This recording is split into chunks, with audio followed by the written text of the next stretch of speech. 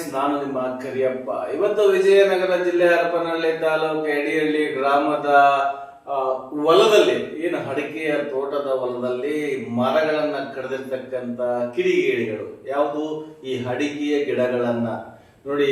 ಇಷ್ಟು ದಿನಗಳ ಕಾಲ ಈ ಮನುಷ್ಯರುಗಳು ಹೊಡೆದಾಡ್ತಾ ಇದ್ರು. ಈಗ ಅವು ಫಲಕ್ ಬರ್ತಕ್ಕಂತ ಗಿಡಗಳನ್ನ, ಅಂದ್ರೆ ಅಡಿಕೆಯ ಗಿಡಗಳನ್ನ, ಟೀಕಿನ ಗಿಡಗಳನ್ನ, ಮರಗಳನ್ನ ಕಡಿದಾಕ್ತಾ ಇದ್ದಾರೆ ಅಂತ ಹೇಳಿದ್ರೆ ಮನುಷ್ಯರಲ್ಲಿ ಎಷ್ಟು ವೈರತ್ವ ಇದೆ. ಇದು ಯಾವುದೋ ಫಾರಿನಿಂದ ಬರ್ತಾರೆ, ಪಕ್ಕದಹಳ್ಳಿಯಿಂದ ಬರ್ತಾರೆ ಅನ್ನೋದು ಇದು ವಾಡಿಕೆ ಅಷ್ಟೇನೆ. ಇಲ್ಲಿ ಗೊತ್ತಿರ್ತಕ್ಕಂಥವ್ರೆ ಪಡಿಸಿರ್ತಕ್ಕಂಥವ್ರೆ ಮಾಡ್ತಾರೆ, ಪ್ರತಿಯೊಬ್ಬರಿಗೂ ಗೊತ್ತಿದೆ.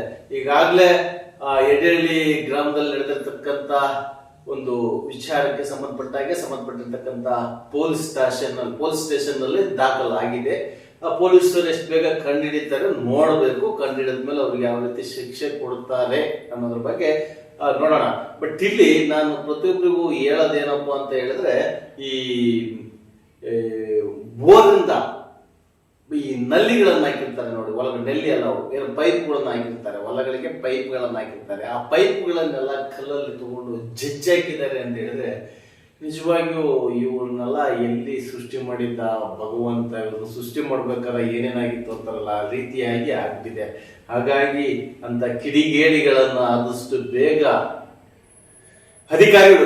ಸಂಬಂಧಪಟ್ಟಿರ್ತಕ್ಕಂಥ ಅಧಿಕಾರಿಗಳು ಬಂಧಿಸಿ ಅವರಿಗೆ ಕಾನೂನಾತ್ಮಕವಾಗಿ ಶಿಕ್ಷಿಸಬೇಕು ಅಂತ ನಮ್ಮ DVG ವಾಯ್ಸ್ ಮೂಲಕ ವಿನಂತಿ ಮಾಡ್ಕೊಳ್ತಾ ಇದ್ದೀವಿ. ನೋಡಿ ಅದಕ್ಕೆ ಸಂಬಂಧಪಟ್ಟಿರ್ತಕ್ಕಂಥ ವಿಡಿಯೋವನ್ನ.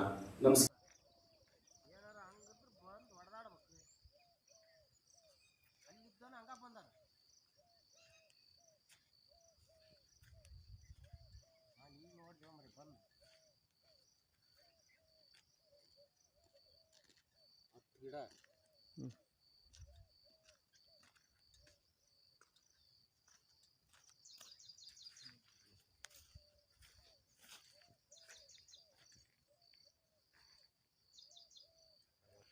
ಎರಡು ಮೂರು